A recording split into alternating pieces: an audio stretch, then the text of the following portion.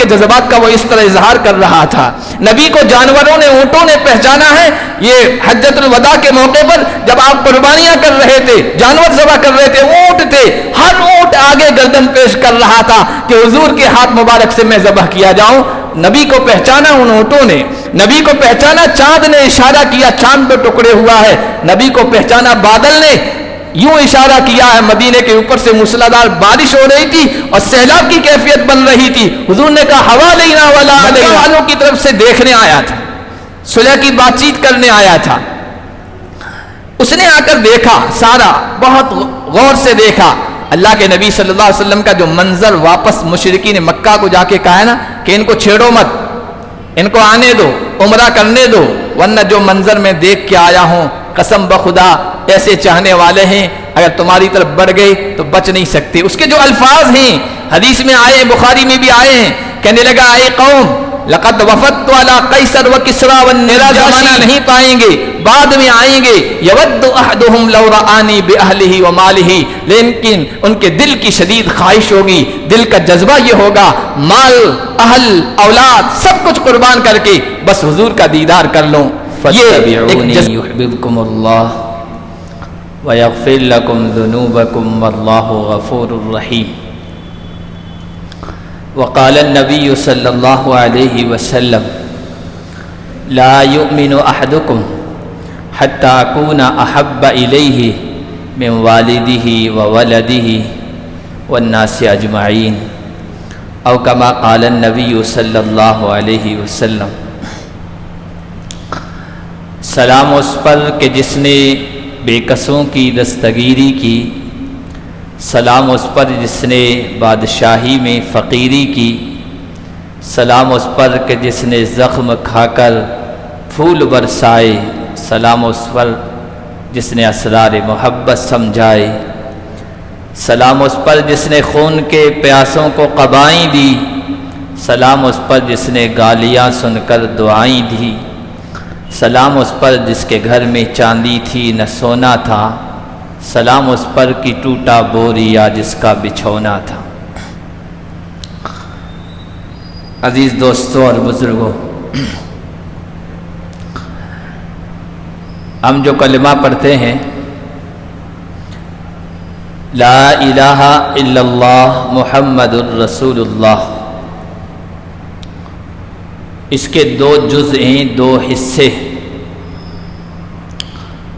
ایک ہے لا الہ الا اللہ اور دوسرا ہے محمد الرسول اللہ صلی اللہ علیہ وسلم۔ لا الہ الا اللہ کے اپنے تقاضے ہیں، اپنی ڈیمانڈ ہے، اور محمد الرسول اللہ کے بھی اپنے تقاضے ہیں۔ بہت سارے تقاضے ہیں، ان میں سے ایک تقاضا یہ ہے کہ جو آدمی محمد صلی اللہ علیہ وسلم کی رسالت کا، نبوت کا اقرار کرتا ہے، آپ کو نبی تسلیم کرتا ہے،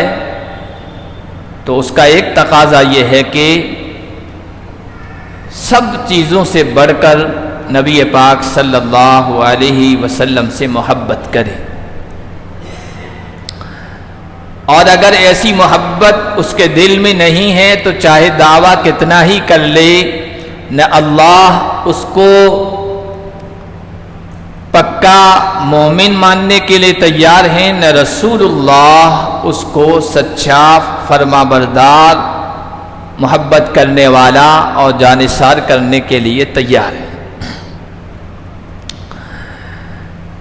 یہ جو دو باتیں میں نے کہی، ان کی دلیل بھی میں قرآن اور حدیث سے دوں گا۔ قرآن کی آیت تھوڑی لمبی ہے تو اس کو بعد میں رکھ لیتے ہیں۔ نبی پاک صلی اللہ علیہ وسلم کا ارشاد ہے لا یؤمن احدکم حتی اکون احب الیہ من والدہ وولدہ والناس اجمعین، تم میں سے اس وقت تک کوئی پکا سچا کامل مومن نہیں ہو سکتا جب تک کہ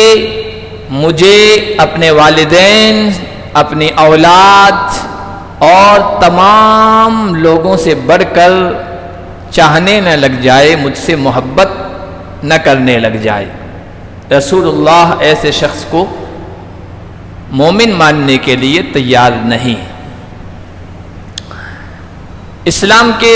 شروع کا دور ہے، نبی پاک صلی اللہ علیہ وسلم تشریف لے جا رہے ہیں اور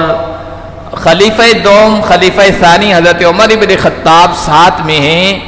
حضرت عمر رضی اللہ تعالی عنہ کا ہاتھ حضور کے ہاتھ میں ہے اور ان سے رسول کریم صلی اللہ علیہ وسلم پوچھتے ہیں، عمر مجھے کتنا چاہتے ہو، مجھ سے کتنی محبت ہے؟ حضرت عمر رضی اللہ تعالیٰ عنہ نے کہا، یا رسول اللہ لأنت احب الی من کل شیء، آپ مجھے ہر چیز سے بڑھ کر محبوب ہیں۔ حضور نے فرمایا، اپنی اولاد سے بڑھ کر؟ کہا یا رسول اللہ اولاد سے بڑھ کر۔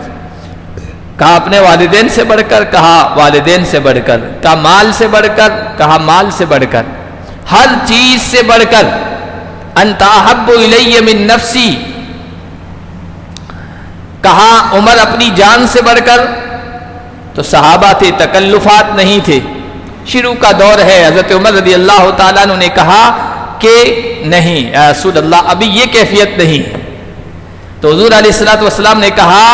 کہ اے عمر، لا والذی نفسی بیدہ حتی اکون احب الیک من نفسک، عمر جب تک اپنی جان سے بڑھ کر مجھے محبوب نہیں سمجھو گے تمہارا ایمان کامل نہیں ہو سکتا ہے۔ حضرت عمر نے ایک لحظہ، ایک سیکنڈ ضائع کیے بغیر فوراً کہا،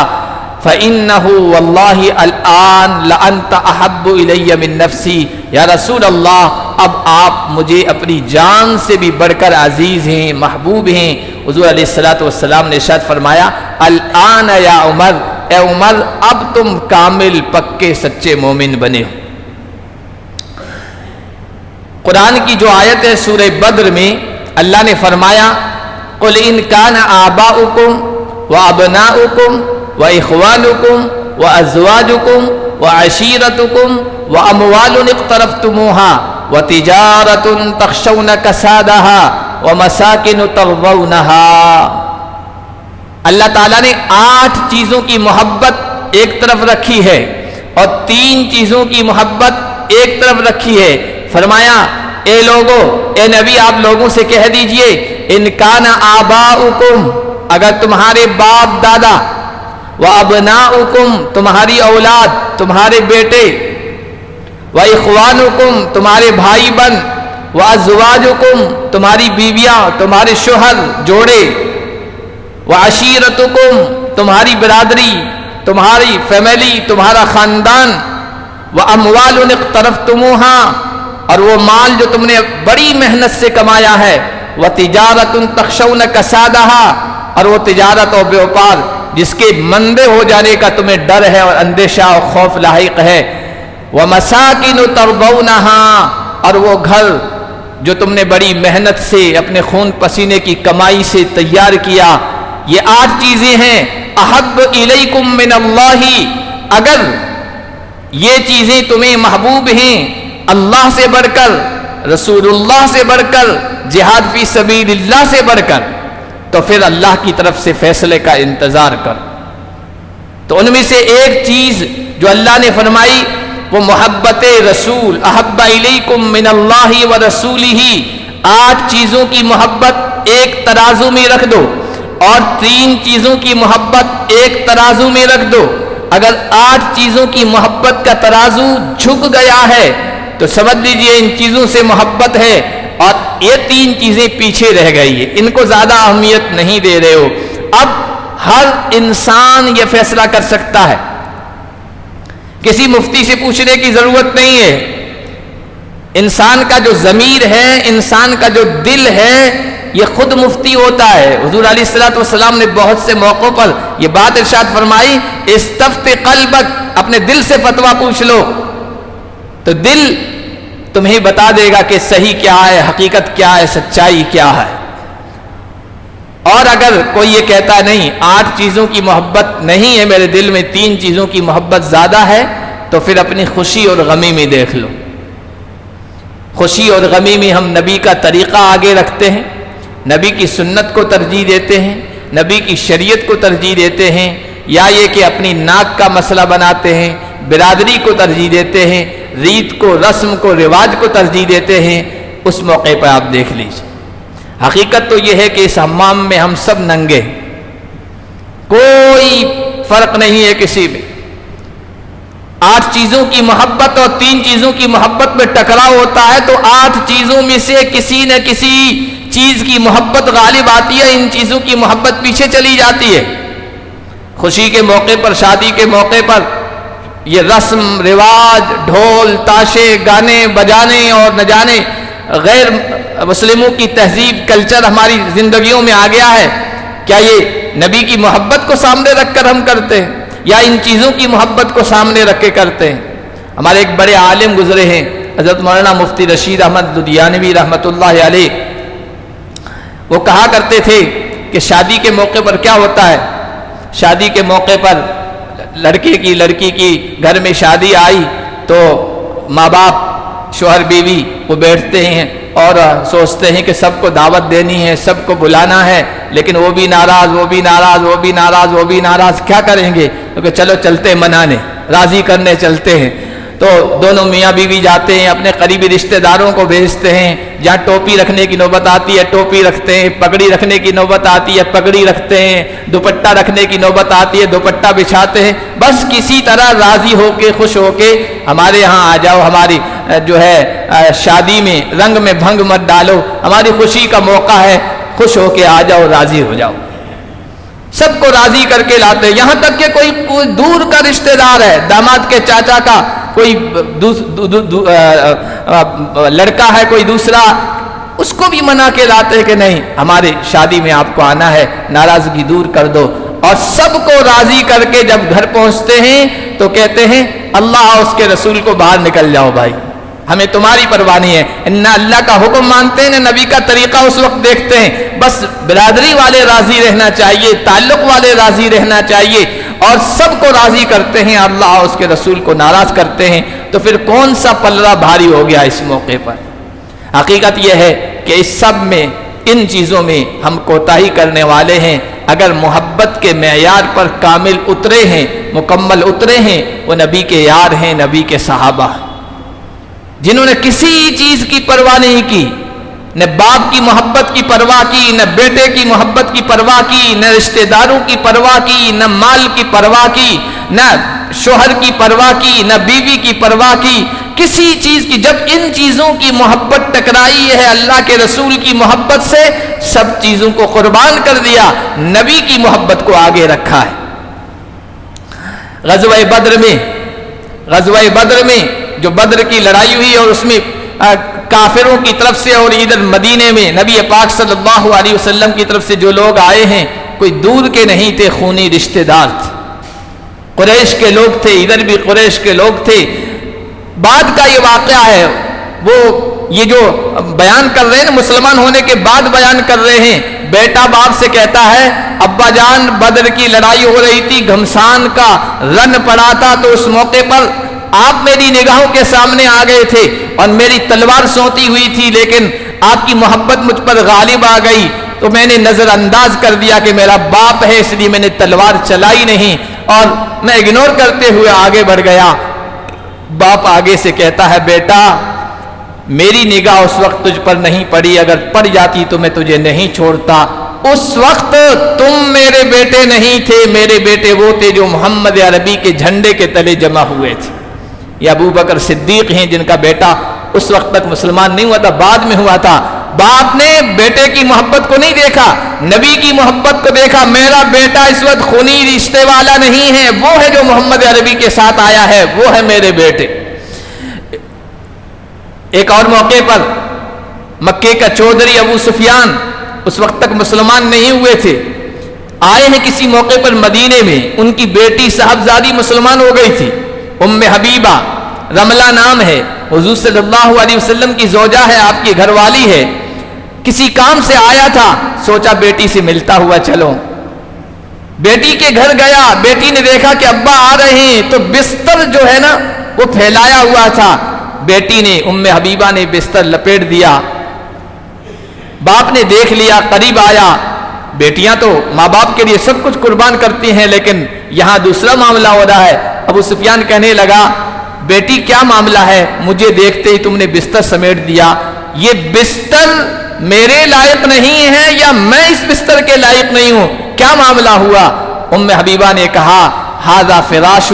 حبیبی صلی اللہ علیہ وسلم، ابا یہ میرے محبوب محمد مصطفیٰ صلی اللہ علیہ وسلم کا پاکیزہ بستر ہے، انت مشرک نجس، تو گندا پلید ہے، شرک کی گندگی میں ملوث ہے، یہ نبی کی شان کے لائق بستر ہے، یہ تیرے لائق نہیں ہے، اس لیے میں نے سمیٹ دیا ہے۔ ابو سفیان کہنے لگا بیٹی یہاں آ کر تم بدل سی گئی ہو،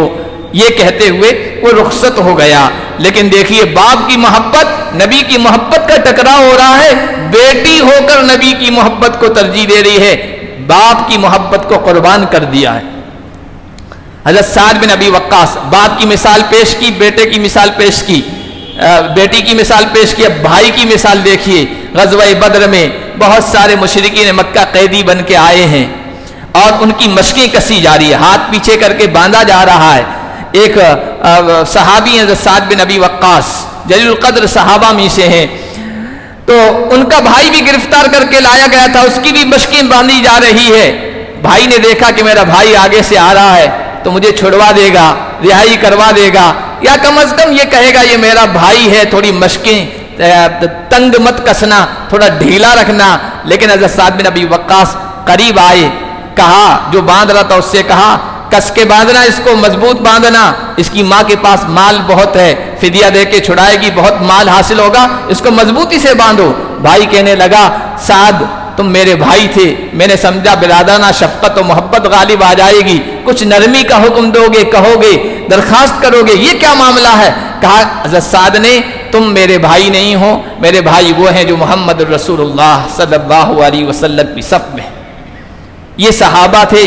جنہوں نے نبی کی محبت کو آگے رکھا، باقی سب چیزوں کی محبت کو قربان کر دیا، یہاں تک کہ اپنی جان تک کی پرواہ نہیں کی۔ حضرت ابو طلحہ غزوہ احد میں جبکہ مشرکین کی طرف سے حملہ ہوا ہے، تیروں پر تیر برسائے جا رہے ہیں، نبی پاک صلی اللہ علیہ وسلم بہادرانہ جذبے کے ساتھ آگے بڑھ رہے ہیں، کسی چیز کی پرواہ نہیں کر رہے ہیں۔ حضرت ابو طلحہ انصاری آئے، اپنا جو ترکش تھا جس میں تیر تھے اللہ کے نبی صلی اللہ علیہ وسلم کے سامنے یوں پھیلا دیا، یا رسول اللہ تیر لیجئے اور مشرکین کو نشانہ بنائیے، اور کہتے جا رہے تھے وجہی لوجہک فداء، یا رسول اللہ ذرا آپ اپنا خیال رکھیے، میرا چہرہ آپ کے چہرے انور پر قربان ہے، میں قربان جاؤں آپ کو تکلیف نہ ہو۔ کہنے دے یا اللہ کے نبی تیر مارنے کے بعد یوں دیکھ رہے تھے، آگے اچک کر اونچا ہو کے دیکھ رہے تھے، تو حضرت ابو طلحہ کہہ رہے ہیں یا نبی اللہ بابی انت و امی لا تنظر یصیبک سهم من سهام القوم، یا رسول اللہ ادھر اوپر کر کے اس طرح نہ دیکھیں، کہیں ایسا نہ ہو خدا نہ خواستہ مشرکین کی طرف سے دشمن کی طرف سے کوئی تیر آئے اور آپ کو لگ جائے، نہری دون نہری کا، میرا سینہ حاضر ہے آپ کے سینے سے پہلے، جو تیر آئے مجھے لگے گا آپ کو نہ لگے، آپ میرے پیچھے رہیے، میں آپ کی حفاظت کے لیے کافی ہوں، میں اپنی جان تک قربان کر دینے کے لیے تیار ہوں۔ حضرت ابو دجانہ رضی اللہ تعالیٰ عنہ نے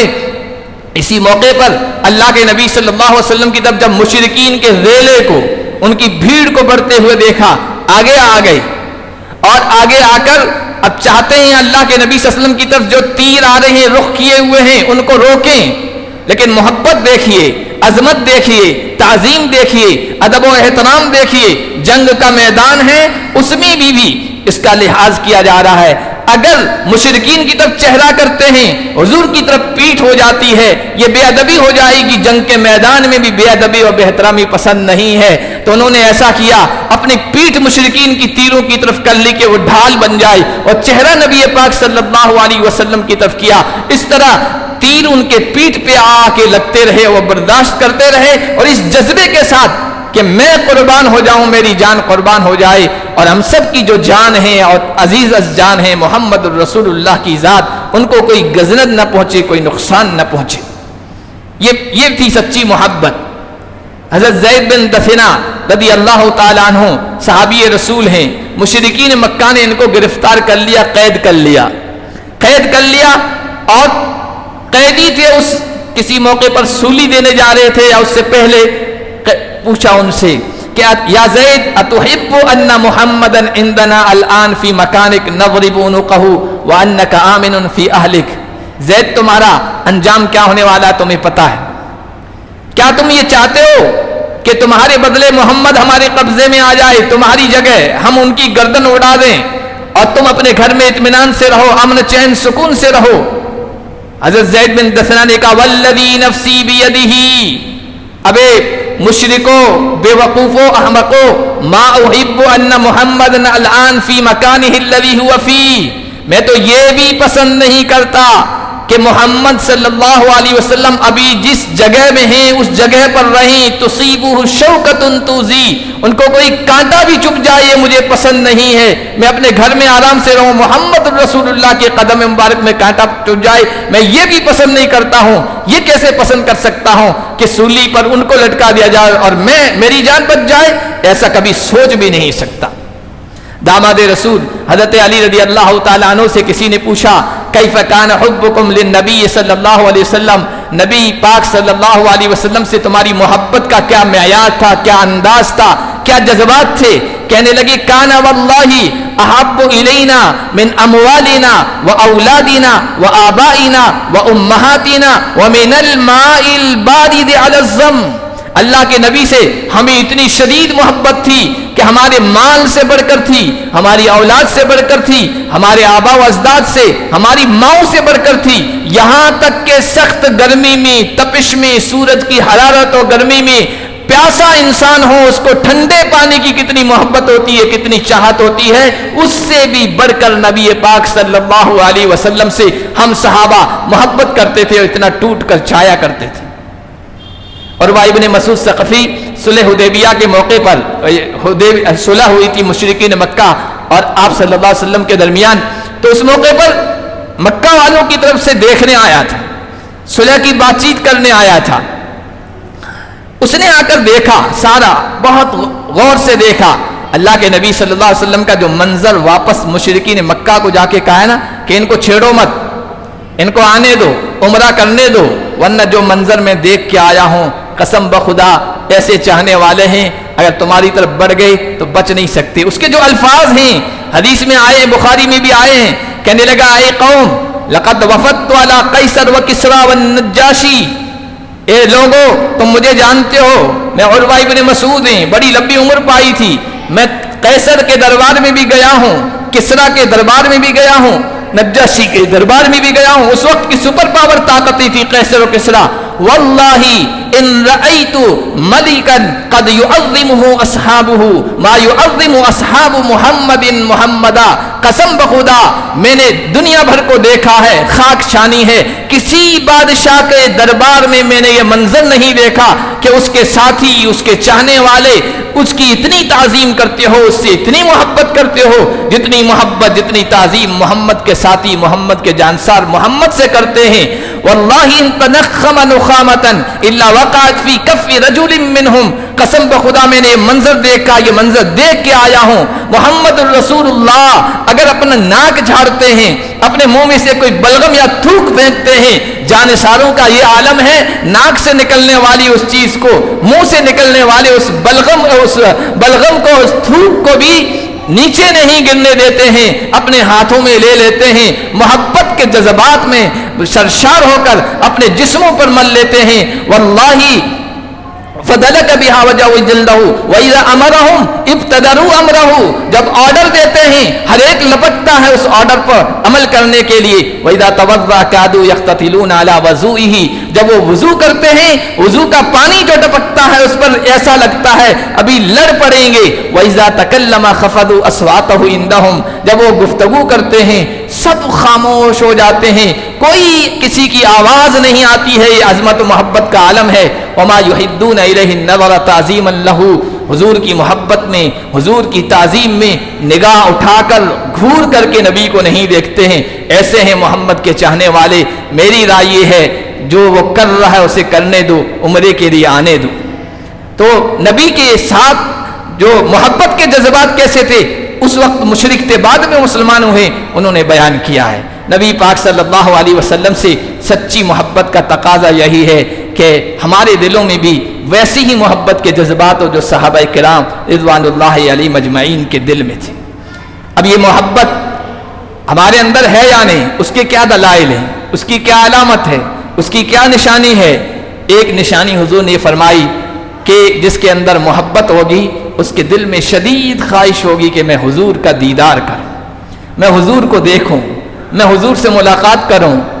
میں حضور کے ساتھ قیامت کے دن میرا حشر ہو، جنت میں حضور کی رفاقت اور معیت حاصل ہو، یہ شدید خواہش اس کے دل میں ہوگی۔ حضور نے فرمایا، مسلم شریف کی روایت ہے، من اشدی امتی لی حبن، میری امت میں سے مجھے سب سے زیادہ چاہنے والا، میری سب سے زیادہ محمد سے محبت کرنے والا ناسن، کچھ ایسے لوگ ہوں گے یکونون بعدی، جو میرا زمانہ نہیں پائیں گے، بعد میں آئیں گے، یود احدہم لو رآنی باہلہ ومالہ، لیکن ان کے دل کی شدید خواہش ہوگی، دل کا جذبہ یہ ہوگا مال اہل اولاد سب کچھ قربان کر کے بس حضور کا دیدار کر لوں۔ یہ ایک جذبہ ہوتا ہے، محبت کی دلیل ہوتی ہے، نشانی ہوتی ہے۔ دوسری جو نشانی وہ یہ ہے، نبی سے محبت ہو لیکن محبت میں غلو نہ ہو۔ غلو کہتے ہیں حد سے آگے بڑھا دینا یا حد سے نیچے گھٹا دینا، یہ نبی کے حکم کی خلاف ورزی ہے۔ جس طرح نبی نے اپنی محبت کرنے کو کہا ہے، نبی نے اپنا مقام ماننے کو کہا ہے، اس طرح مقام مانا جائے، نہ اس کو بڑھایا جائے نہ گھٹایا جائے۔ بخاری شریف میں روایت ہے، عمر بن خطاب راوی ہیں، حضور نے فرمایا لا تطرونی، مجھے حد سے آگے مت بڑھا دینا، کما اطرت النصارى عیسی ابن مریم، جیسے کہ مریم کے بیٹے عیسیٰ کو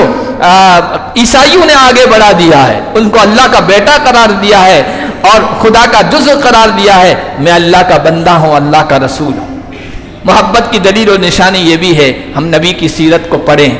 سیرت کا مطالعہ کریں، آپ کی شخصیت کو، آپ کی ذات کو جانیں۔ جب کسی شخص کو جانیں گے نہیں، پہچانیں گے نہیں، مجہول کو، انجان کو، ہم کیسے اس کی تعظیم کریں گے؟ کیسے محبت اس کے دل میں بیٹھے گی؟ کیسے اس عظمت اس کے دل میں بیٹھے گی جس کو ہم جانتے ہی نہیں؟ نبی کو جب جانیں گے نا تو نبی کی عظمت بھی دل میں پیدا ہوگی اور نبی کی محبت کے جذبات بھی دل میں پیدا ہوں گے۔ نبی کو جب جانا پہچانا نا تو جانوروں نے جب جانا پہچانا ہے، اللہ کے نبی سے محبت کی ہے۔ کھجور کے تنے نے اللہ کے نبی کو پہچانا، جب ممبر بن گیا اور تنا ہٹا دیا گیا، اللہ کے نبی نے اس کا سہارا نہیں لیا، وہ تنا رونے لگ گیا تھا اور بچے کی طرح سسکنے لگ گیا تھا، کیونکہ نبی کو اس نے پہچانا تھا۔